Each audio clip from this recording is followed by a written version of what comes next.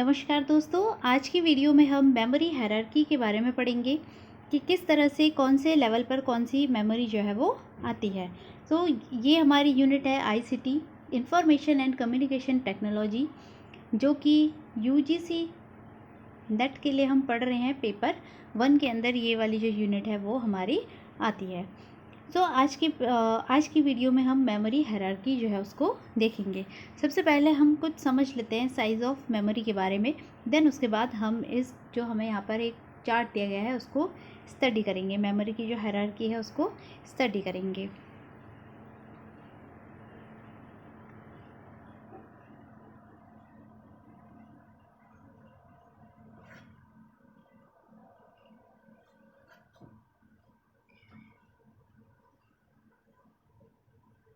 Size of memory. Memory is a part of computer which stores information. The computer has different type of memory that balance the function of speed and cost. So जो computer है उसमें अलग अलग तरह की क्या होती है, मेमोरीज होती हैं। और मेमोरी क्या करती है, इंफॉर्मेशन को स्टोर करती है, जस्ट लाइक अस। सो इसके क्या है, अलग अलग फंक्शन है। स्पीड और कॉस्ट भी जो होती है इसकी अलग अलग होती है।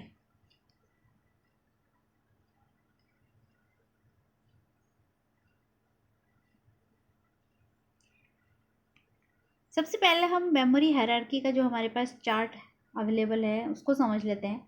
देन हमें जो भी हम पढ़ेंगे वो हमें इजीली जो है वो समझ में आएगा।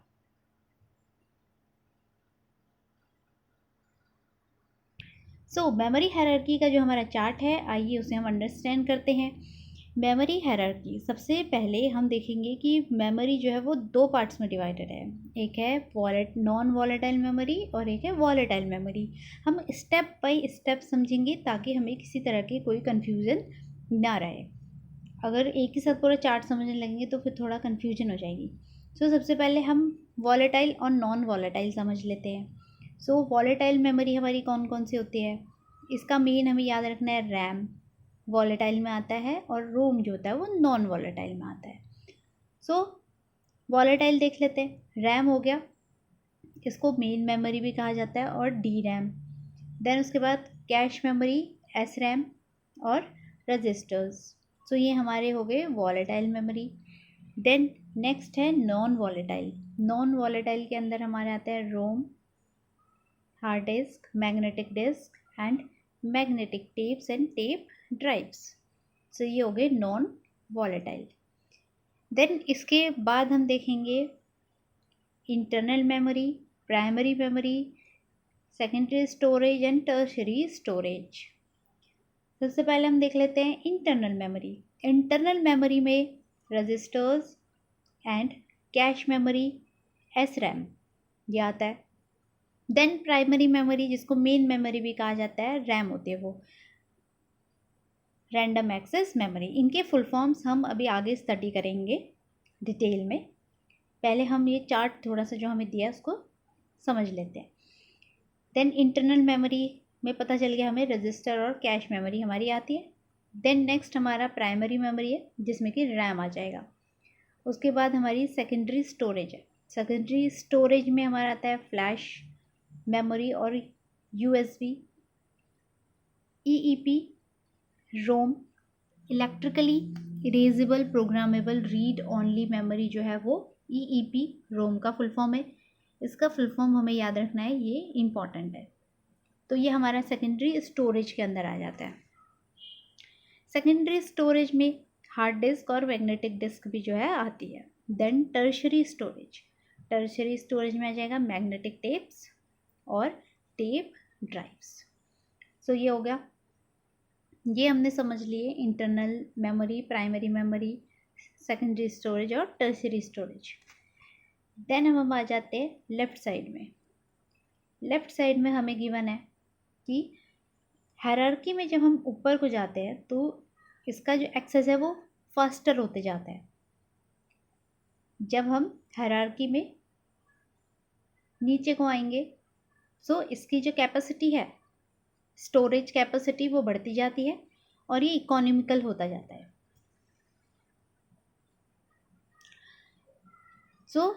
जो रजिस्टर है, इनमें सबसे कम डाटा जो है वो आएगा। सो इसीलिए हम कह रहे हैं कि कैपेसिटी इधर को बढ़ेगी और फास्टर एक्सेस जो है वो इधर को बढ़ेगा। ओके, सो इनकी यूनिट्स देख लेते हैं हम। ये बाइट्स में है, रैम जो है वो KB MB में है, SRAM कैश मेमोरी भी कहते हैं जिसको, then RAM, DRAM main memory, ये GB, then USB flash memory, ROM जो है वो GB में है, मैग्नेटिक टेप और हार्ड डिस्क जो है वो TB में है, PB और EB में हमारे magnetic tapes and tape drives. तो ये हमारा मेमोरी हायरार्की था जो कि हमारे लिए इम्पॉर्टेंट है अंडरस्टैंड करना। इसमें से क्वेश्चन हमें बनते हैं एग्ज़ाम में।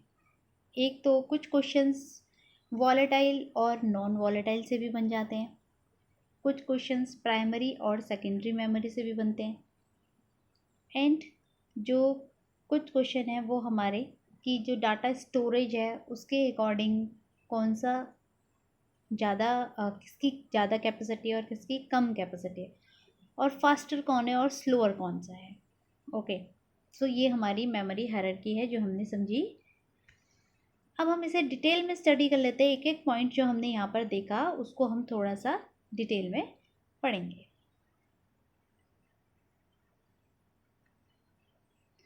सो जो हम यहाँ पर स्टडी कर रहे हैं, हम पढ़ रहे हैं साइज ऑफ मेमोरी के बारे में। Size of memory. अब हम मेमोरी के साइज़ के बारे में थोड़ा सा डिटेल में स्टडी कर लेते हैं। सबसे पहले हम कैश मेमोरी देखेंगे।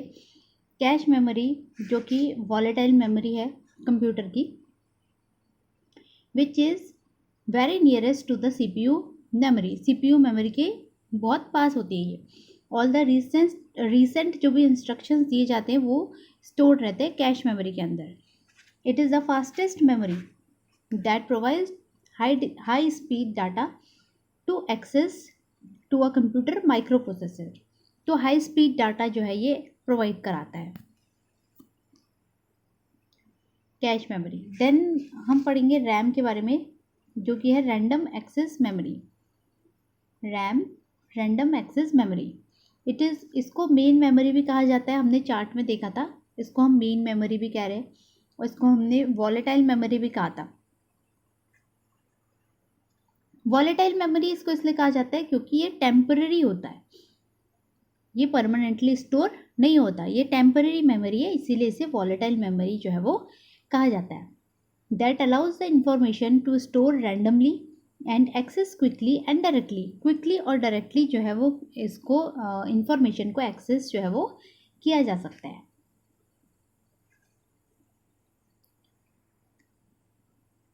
देन हमारे पास रोम है, read only memory.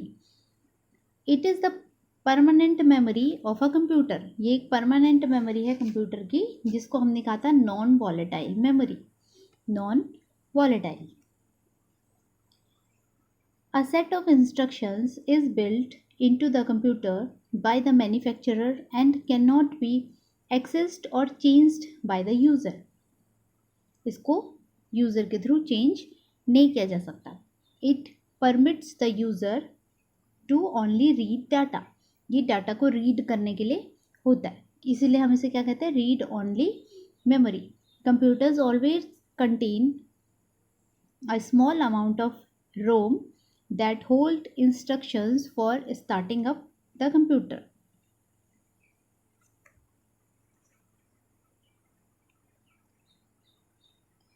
Then next हमारा है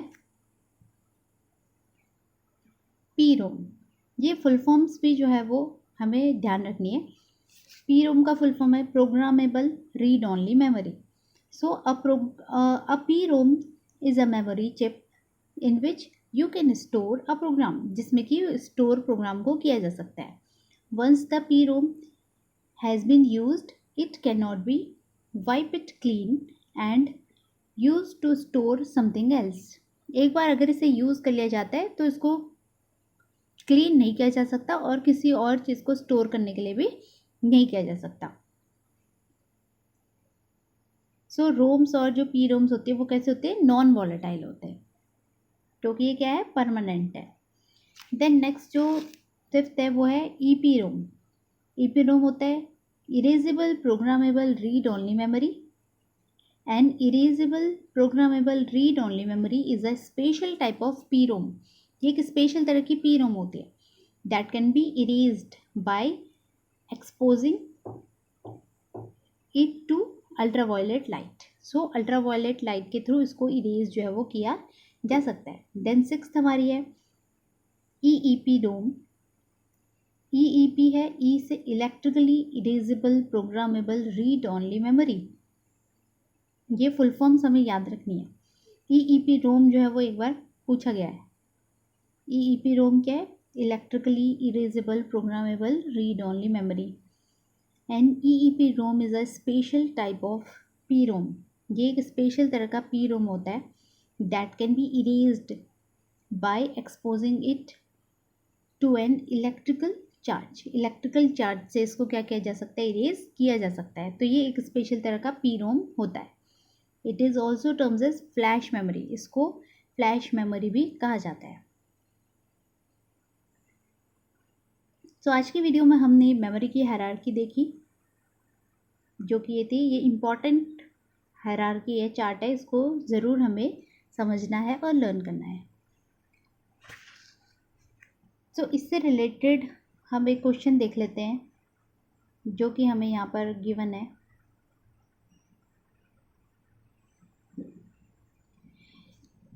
Which of the following correctly list computer memory types from highest to lowest? Highest से लोवेस्ट हमें बताना है स्पीड के अकॉर्डिंग। हमें स्पीड के अकॉर्डिंग बताना है, स्टोरेज के अकॉर्डिंग नहीं बताना। स्पीड के अकॉर्डिंग बताना है कि कौन सा जो है वो हाईएस्ट होगा और कौन सा लोवेस्ट होगा, किसकी स्पीड जो है वो क्या होगी, सबसे ज़्यादा होगी और किसकी सबसे कम होगी। सो ऑप्शंस हम देख सकते हैं यहाँ पर। ये कुछ हमारे ऑप्शंस जो है वो हमें प्रोवाइडेड है। सो सबसे पहले हमें पता है कि फास्टेस्ट जो है वो क्या है, हमारा रजिस्टर्स है। सो रजिस्टर्स जो है वो हमें दो ऑप्शन में दिख रहे हैं। यहाँ पर रजिस्टर नहीं है नंबर 1 पे, तो ये ऑप्शन हमारा कट हो जाएगा और ये वाला ऑप्शन भी जो है वो कट जाएगा, क्योंकि यहाँ पर कैश मेमोरी लिखा है जो कि सेकंड नंबर पे आता है। हमने मेमोरी हायरार्की चार्ट में देखा है कि सबसे पहले हमारा रजिस्टर्स आते हैं, देन हमारी कैश मेमोरी आती है जो कि हमें दोनों में गिवन है। देन उसके बाद हमने देखा था कि मेन मेमोरी आता है, सेकेंडरी मेमोरी सबसे लास्ट में आता है, क्योंकि इनकी जो स्पीड है वो क्या होती है, लो होती है, तो ये लास्ट में आते हैं। अगर हमसे ये पूछा जाता है स्टोरेज के अकॉर्डिंग, तो स्टोरेज के अकॉर्डिंग पूछा जाता तो ये हमारा उल्टा हो जाता। स्टोरेज में सबसे ज़्यादा स्टोरेज किस में होगा, सेकेंडरी स्टोरेज में होगा। देन ये main memory, then cache memory and then CPU registers आ जाता।